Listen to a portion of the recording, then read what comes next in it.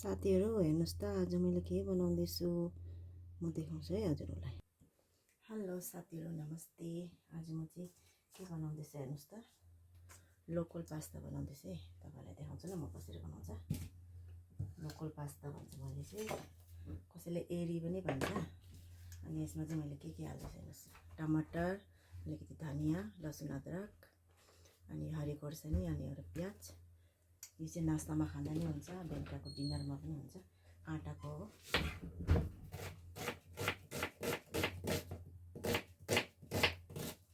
यसलाई चाहिँ मसिनो काटेर चप गरेर हाल्नुपर्छ।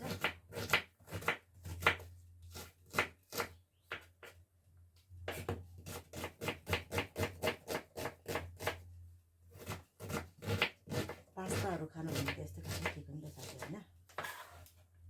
यो हेल्दी पनि हो।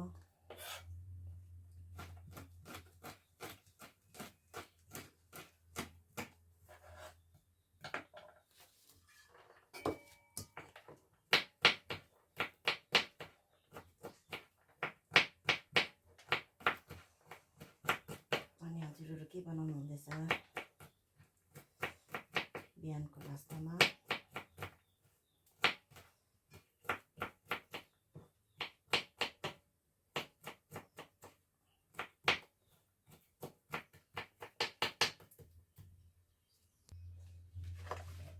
हेर्नु सक्नुहुन्छ, यसरी रेडी गरेर हाल्नुहोस् ल, राम्रो हुन्छ।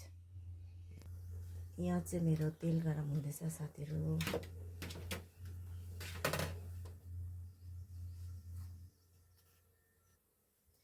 मेरो चाहिँ तेल गरम भइसक्यो है साथीहरू।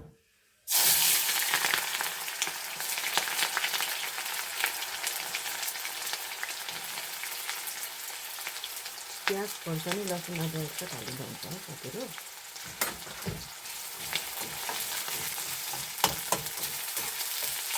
यसलाई हल्का ब्राउन हुन्छ भुट्नु।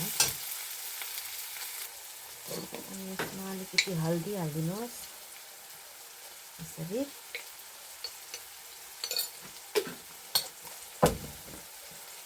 यो बिहानको नास्तामा बेस्ट हुन्छ है साथीहरू। बिहानको नास्तामा पनि राम्रो लाग्छ, मलाई त डिनरमा पनि ठिकै लाग्छ। हजुरहरू पनि बनाएर ट्राई गर्नुहोस्। यसलाई चाहिँ एरी पनि भन्छ नेपालीले, लोकल पास्ता पनि भन्छ म चाहिँ।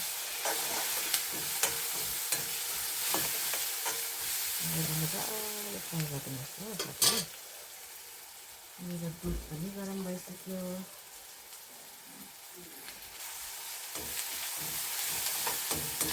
यतिको फ्राई भएपछि टमाटर हालिदिनुहोस्।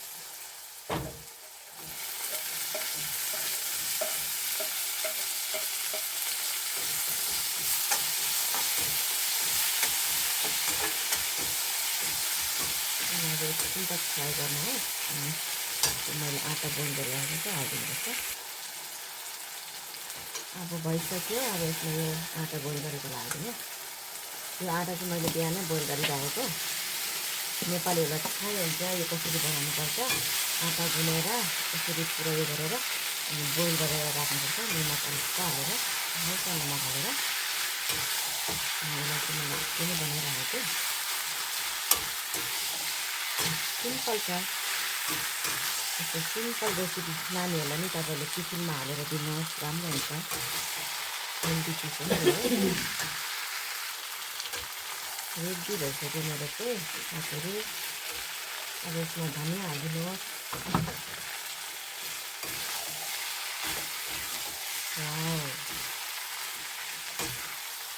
कस्तो टेस्टी हुन्छ म देखाउँछु ल तपाईँलाई। मेरो किचन चाहिँ यस्तो अँध्यारो छ हौ साथीहरू, त्यही भएर दिनरात लाइट जलाएर राख्नुपर्छ। पुरा लाइट आउँदैछ हेर्नुहोस्। यसरी बनाएर खानुहोस् ल हजुरहरू पनि।